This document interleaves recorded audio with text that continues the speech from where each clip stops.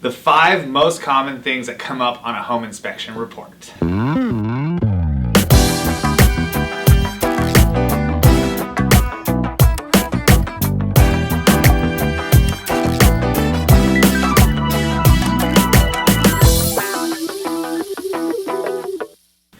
Welcome back to another episode of Fridays with the Fiddle Fig. I'm John Selby with the Selby team, and today I want to talk about some of the most common things that I see on home inspection reports.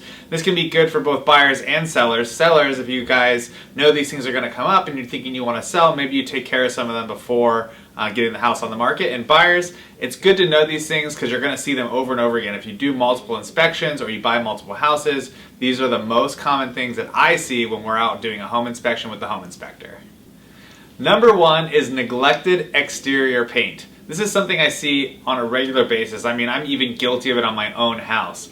Exterior paint, especially in Southern California, gets beat by the sun day in and day out, and thus it's one of the most common things I see, and one of the easiest ways to extend the life of your house is just maintaining the exterior paint. So we typically will see chipping paint, peeling paint, cracking paint, things that aren't painted on the exterior of a house, which is one of the most common things that an inspector is going to call out. Number 2 are leaking sinks, whether it's your kitchen sink, your garage sink, or a bathroom sink. I can't tell you how many times we see some portion of the sink leaking, whether it's the P-trap, whether it's the faucet, whether it's one of the handles that you turn. Some part of it is leaking. I see this all the time. It never hurts to go through your house and just check, make sure that you don't have any leaks underneath. You don't have any leaks coming out of the top. Everything's working great because, again, this is another huge thing I see that's called out. It's minor, but why not just take care of it ahead of time? The third thing is open grounds and reverse polarities on plugs and switches. What this means is open grounds means that the light switch or the light plug is not correctly grounded. You'll definitely want to have an electrician look at that. Or a reverse polarity is when things get switched inside the plug, and so it's reading incorrectly when the home inspector tests it. So again, this is something that an inspector or an electrician can come out and look at for you. It's pretty simple. They go around with a little testing tool. They test each outlet, each plug. Make sure that there's no open grounds, no reverse polarities. If there is, they pop it out, switch it around, put it back in, and then voila, we're good. Again, another minor thing, but we see it all the time, and you may scare off a first-time home buyer if they see all this electrical. Electrical is a big issue, even though it may not actually be that big of an issue. Number 4 is roof deterioration.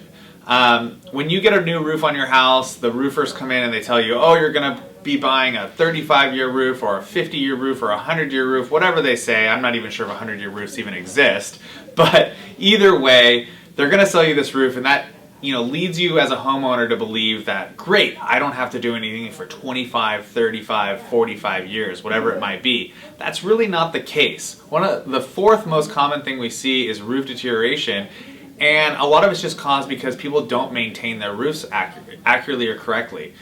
So what I always have my home inspector recommend, or what he recommends and I hear all the time, is after about 10 years, you want to start getting your roof serviced on every 2 to 3 year basis. And what that means is you have a trusted roofer come over, they look at the roof, they maybe seal up some things to prevent leaks, they may replace a couple shingles here and there, they may fix a few flashings and whatnot, and just really give your roof a good bill of health so that you're good to go. This will really prolong the life of the roof as a homeowner, and also cause less issues on an inspection if you're coming to sell your house. And the 5th and last most common thing that we see on home inspections are with the dishwasher. Either missing an air gap, or in replacement of an air gap, they put in what's called a high loop. And so a missing air gap is okay as long as there's a high loop in there. But if both are missing, then it's technically incorrect. And what those do, the air gap is there, or the high loop is there to prevent any backup back from the sink into the dishwasher, and or if there's a clog somewhere on the line, the air gap will help alleviate that so that you don't end up with a flooded dishwasher.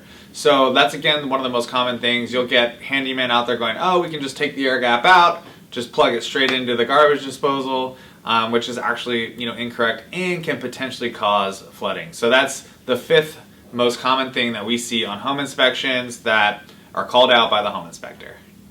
So hopefully you found these 5 things helpful. I even sprinkled in a few tips there. What I would highly recommend if you're looking to sell your house is just go through these punch items and, have a handyman come over, have a roofer come over, have a plumber come over, make sure all that's tuned up for you so when the buyer of your property comes in, they have less things to worry about, thus, helping them feel confident on the purchase moving forward.